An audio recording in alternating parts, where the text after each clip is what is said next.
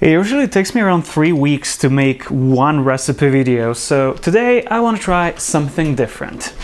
We're doing some light baking, light talking, and I'm gonna use the hand mixer for the first time this year because today's recipe is that easy. We're making something sweet, old and Serbian, just like me. If you don't know anything about Serbia, here's a crash course. It's not Syria, it's not Siberia, it is here. And one part of it used to be under Austro-Hungarians while the other part was under Turks. Today we're making Koch.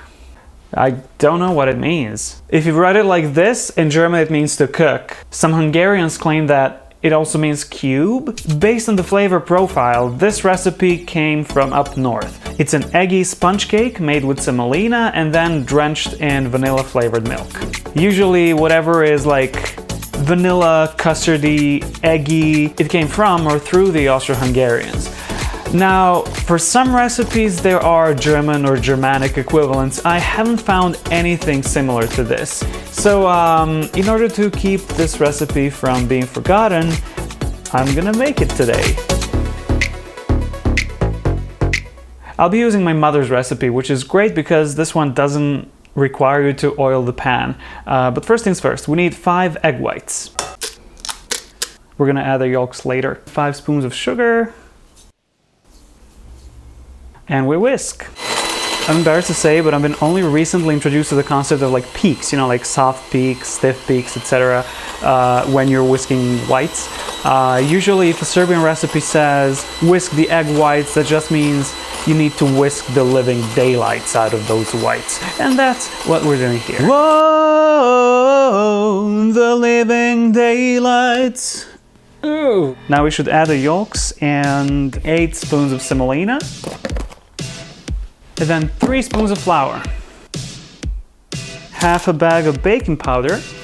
We already worked in a lot of air into the whites, but we need to make sure it's going to be fluffy and spongy and that it will rise while baking. And then we mix it to make cake batter. Okay, so that's our sponge. We can transfer it to the pan and bake it for 30 minutes. The recipe I have here says between 180 and 200 degrees Celsius. I'm probably gonna do like maybe 170 because I want to try and bake it with the fan. Oh, look how fluffy it is. To be honest, I haven't made this for a while. This is one of my partner's favorite cakes, and that means at one point I made it quite often. Yeah, after a while you get bored. It's so damn fluffy.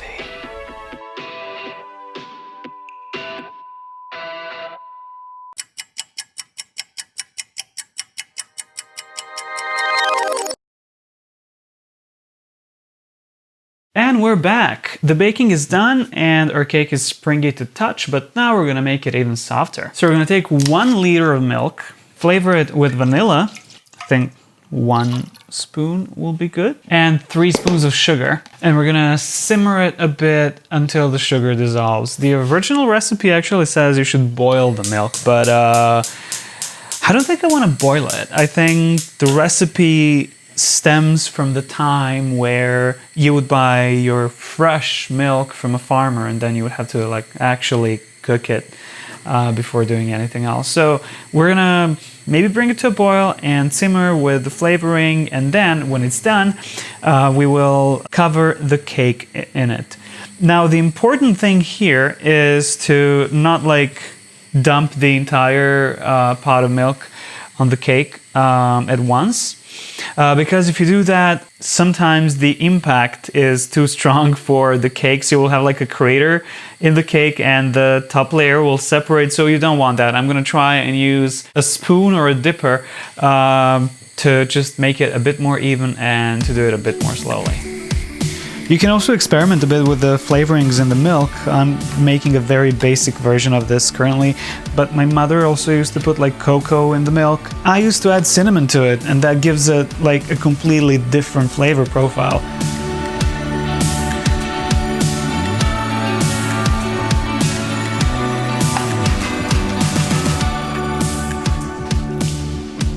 This may seem like a lot of milk, but it's actually not, because the cake will just absorb all of it. What you need to do now is to leave it to cool. I'm going to transfer mine to the fridge shortly.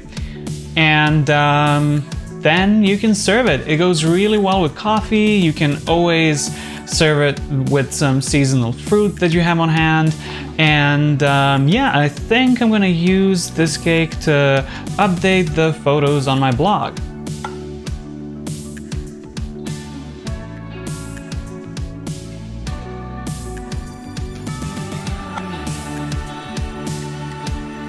I hope you liked this recipe, and if that's the case, then like, comment, subscribe, and visit my website, lovehateandwhatIate.com. The link is in the description of this video. Bye!